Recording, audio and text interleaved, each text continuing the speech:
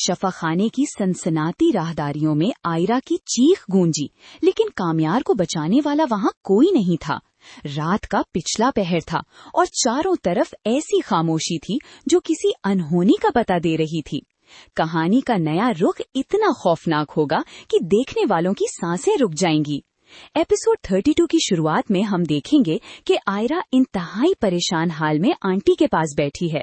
उसका दिल डूबा जा रहा है। वो आंटी से अपने दुख का इजहार करते हुए कहती है कि आंटी, मुझे समझ नहीं आ रही उसकी। कभी वो ऐसे बर्ताव करता है जैसे दुनिया में सबसे ज्यादा मुझसे नफरत करता हो, और कभी कुछ ऐसा कर देता है कि लगता है मुझसे ज्यादा उसे कोई नहीं समझता। आयरा की आंखों में आंसू हैं क्योंकि वो कामयार के बदलते हुए मिजाज से तंग आ चुकी है।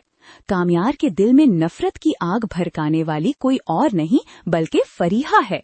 फरीहा ने पिछली किस्त में मंसूबा बनाया था कि वो कामयार के कमरे में किसी को भेजेगी, और अब ये मंसूबा एक खूनी शक्ल इख्तियार कर चुका है। फरीहा ने खावर के साथ मिलकर कामयार की गाड़ी के ब्रेक फेल करवा दिए हैं। कामयार, जो पहले ही जहनी तौर पर परेशान है, वो घर से तेजी में निकलता है।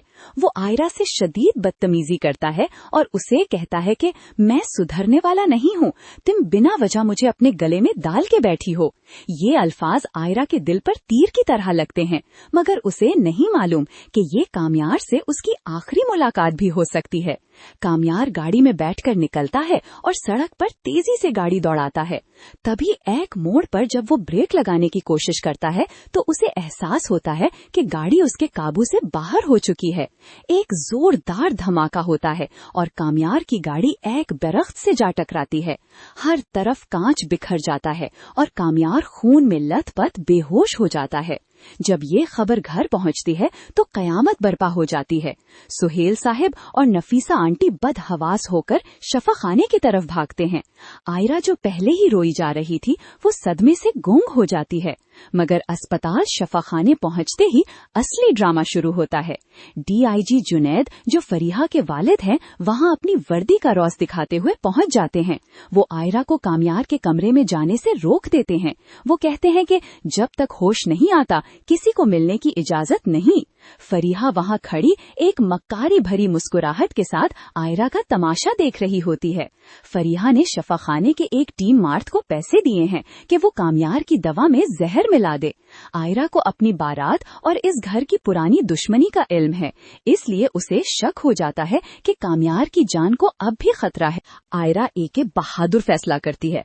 वो शफा खाने की पिछली राहदारी से दाखिल होने की कोशिश करती है। वो देखती है कि चारों तरफ मुहाफिज खड़े हैं। वो एक सफाई करने वाली खातून का भेस बदलती है और कामयार के कमरे तक पहुंचने में कामयाब हो जाती है। वहां का मंजर देखकर उसके रोंगटे खड़े हो जाते हैं। एक नामालूम शख्स कामयार की सुई इंजेक्शन में कुछ मिला रहा होता है। आयरा बिना वक्त जाया किए उस पर झपट पड़ती है। दोनों के दरमियान एक शदीद कशमकश शुरू हो जाती है। वो शख्स आयरा को धक्का देता है और वो एक बुरी से जा टकराती है, मगर वो हार नहीं मानती। वो एक भारी चीज उठाकर उस शख्स के सर पर मारती है और वो बेहोश हो जाता है। शोर सुनकर बाहर से लोग अंदर भागते हैं। डीआईजी जुनैद और फरीहा भी वहां पहुंच जाते हैं। आयरा उनके सामने खड़ी हो जाती है और चिल्लाती है कि आज अगर मेरे सुहाग को कुछ हुआ तो मैं तुम सबका पर्दाफाश कर दूंगी। कामयार को जब होश आता है तो वो थोड़ा सा दिमागी तवाजुन खोया हुआ महसूस करता है, मगर वो आयरा का हाथ अपने हाथ में महसूस करता है। आयरा की आंखों में अपने लिए सच्ची मोहब्बत और फिक्र देखकर उसकी नफरत की बर्फ पिघलने लगती है। मगर ये सुकून आर्जी है। खावर, जो पर्दे के पीछे छुपा हुआ था, वो अब सीधा वार करने का फैसला करता है। वो दादी को फोन करता है और उन्हें धमकी देता है कि अगर आयरा को घर से ना निकाला गया तो वो कामयार की जिंदगी का चिराग गुल कर देगा। दादी बहुत परेशान है। वो नहीं चाहती कि उनका पोता मरा जाए, मगर वो आयरा के साथ होने वाली नाइंसाफी पर भी खामोश नहीं रह सकती। अगली सुबह जब कामयार घर वापस आता है तो उसकी शख्सियत में एक अजीब तब्दीली होती है। वो आयरा से माफी मांगने के बजाय मजीद चिड़चिड़ा हो जाता है, क्योंकि उसे लगता है कि उसने आयरा का एहसान उठाया है। वो आयरा से कहता है कि तुमने मुझे बचाकर मुझ पर कोई एहसान नहीं किया, मैं अब भी तुमसे नफरत करता हूँ। मगर आयरा जान चुकी है कि ये सब कामयार की अना है। वो फरीहा के खिलाफ सबूत इकट्ठा करना शुरू करती है। उसे वो मखसूस आला मिल जाता है जिससे कामयार की गाड़ी के ब्रेक काटे गए थे। आयरा ये सबूत सुहेल साहब को दिखाती है। सुहेल साहब गुस्से में आग बगोला हो जाते हैं और फरीहा को थप्पड़ मार देते हैं। फरीहा रोने का ड्रामा करती है और डीआईजी जुनैद को बुलाती है। पूरा घर एक जंग का मैदान बन जाता है।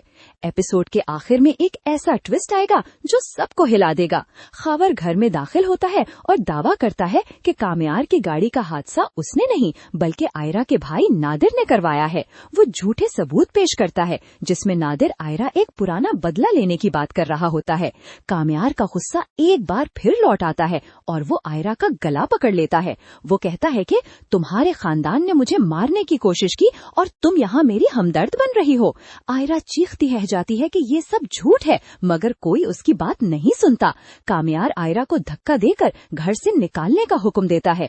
क्या आयरा अपनी बेगुनाही साबित कर पाएगी? क्या कामयार को कभी एहसास होगा कि उसका असली दुश्मन खावर और फरीहा हैं?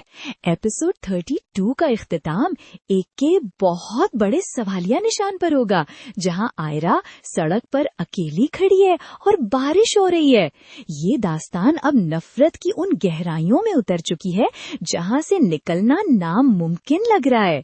कामयार का हादसा सिर्फ एक की शुरुआत थी, असली तबाही तो